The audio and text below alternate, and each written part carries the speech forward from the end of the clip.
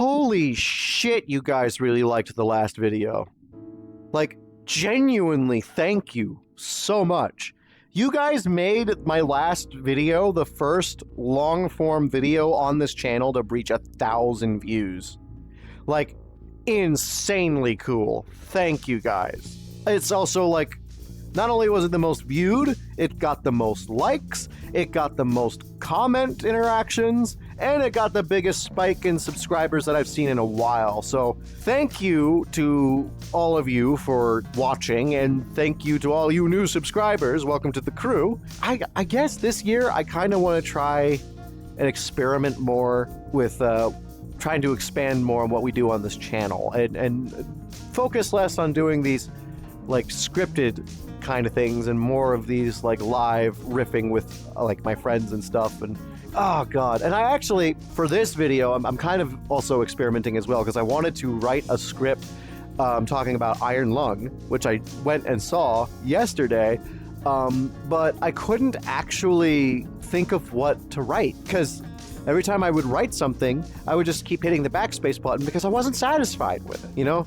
Like, there's so much I want to say, and I'm not really sure how I want to do it, so I just kind of put some bullet points in my head, as it were. Like, I have some bullet points in my brain of what I want to talk about that I'm going to try and just kind of bring to you guys without a script. So we'll see how this goes. Hopefully well. Hopefully not cringe at all.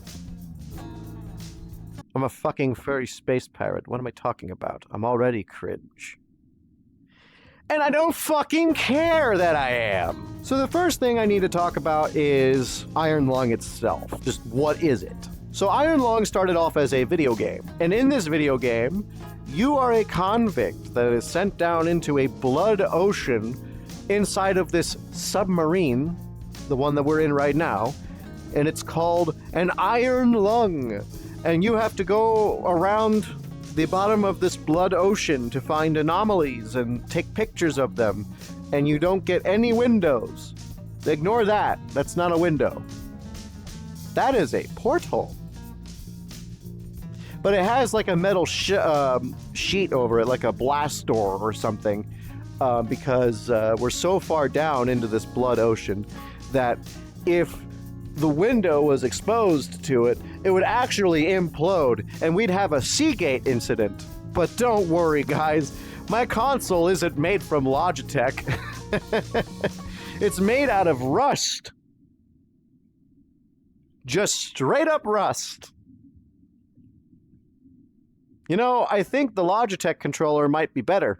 Anyways, you have no windows. That's the point.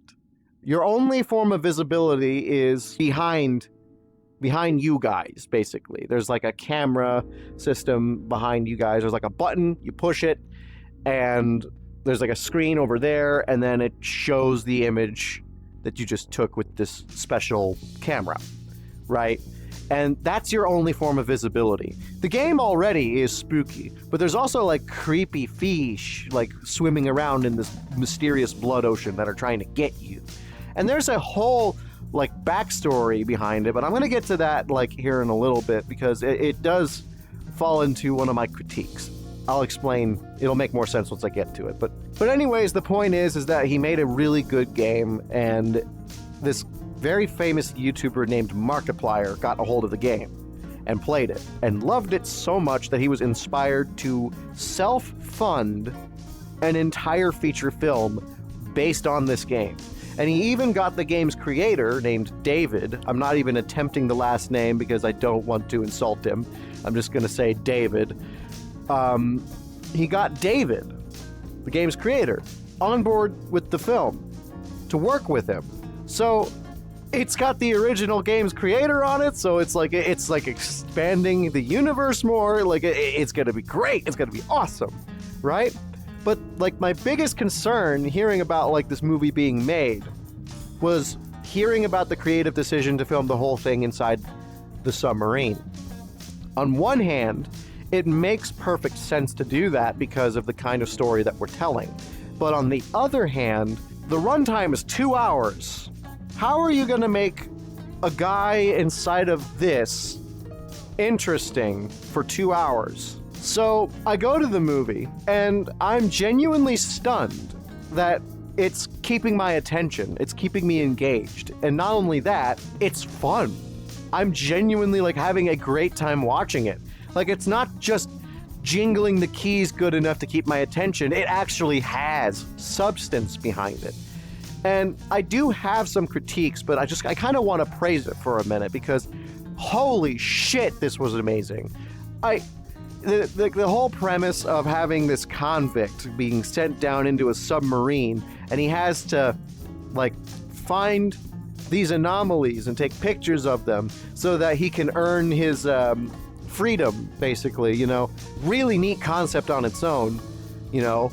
And the blood moon thing already on its own is a neat concept on its own. Like it was the perfect storm. I'm telling you, this movie was the perfect fucking storm, and they're able to do so much with that cramped space. It was so impressive, right? And the way they utilize it for certain moments and certain scenes, they managed to keep things going. And I'm gonna get into my critiques here right now. It does have some pacing issues. Everybody is saying that, but honestly, I don't think that they are that bad. I don't really think they detract from the movie that much at all. In fact, in a really weird way, I think they kind of benefit the film, mostly because they're a great contrast to the chaos that comes later. Because holy shit, the ending, dude. I'm not gonna say what it is, but it's intense. And everything that's happening beforehand, you know, there's like this, it's a slow build up, you know, but it's kind of slow, but it contrasts really well with what happens toward the end. So honestly, in a way, I'm not opposed to the slow pacing at times. In fact, I think it kind of benefits the movie to a degree. I guess it just depends on your tolerance and your attention span and, you know, how much time you're willing to give this movie, you know. But I don't think the pacing issues were that bad. Well, the problem that I think was the most persistent, though, was that I felt like the story was missing some information. It definitely had enough information that I knew what was going on. I understood that there was what the goal was. Vaguely understood what the goal was. Like, I knew what we were doing down there, but the why was still kind of missing from the story, you know? Like, there's this whole thing called the quiet rapture that happens, and they kind of go over it in the beginning monologue, but I feel like that should have been covered in a little more detail, because it definitely, like, without that context, we lose some of the impact, right? Because I'm going to tell you guys, I didn't play the game before watching the movie, so I didn't really know what the game's story was. I just knew, like, the basic premise of submarine, blood ocean, spooky fish. That's all I knew. So when I went into the movie, I didn't know what was going on, you know, but the acting really carried the weight of those moments, you know, despite the missing context. So it wasn't really that bad, but without the proper information, those moments lose some of that impact that it could have had, if that makes sense. Now, the game explains it in a little more detail, and it does so ironically on a single slide, but, you know, we're talking about, you know, this is a game, and then this is a movie, and, you know, two different ways of doing exposition there. But, you know, we have on this slide, it explains that there was this event called the Quiet Rapture, where all of these stars and habitable planets with people on them just, like, vanished from space one day. And so the only people left are people in spaceships and space stations. And then they discover this anomaly, this moon with a blood ocean, and they think that maybe it has the answers to figure out what happened with the Quiet Rapture, like what was the event that caused it, and maybe they can reverse it somehow. So, you know, a very interesting premise right there. And having that information and knowing that, watching the movie again, it had a lot more impact, because I did watch it a second time. The first time I watched it in theaters, but I'm poor, so the second time I did pirate it. I apologize, Mark. But I did watch it in theaters the first time. I wanted to make sure to at least support you that one time. But I am poor. I need to really hold on to my money these days. But yeah, that's like my biggest gripe with this movie, is that some of that extra context would have been nice. But again, for the overall movie, it wasn't exactly necessary, because I still had a good time. I still enjoyed the movie. And I still, because the acting was so good, felt the weight of these moments. So, yeah. I mean, this was a good movie overall. And if you haven't seen it, you need to go watch this thing. And don't pirate it if you can help it. Like, I know some people, times are tough, money's hard to come by. So if you can support the creator, do it. Do it.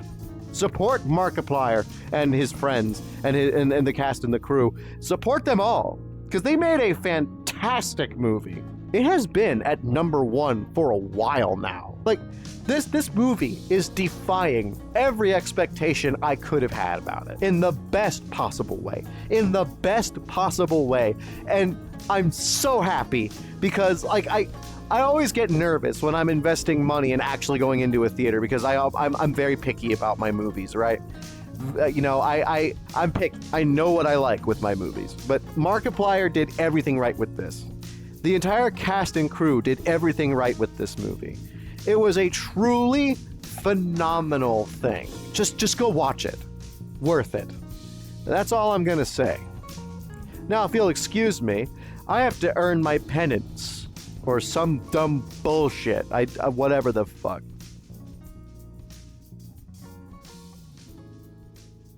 I don't have a radar. I forgot to plug that in.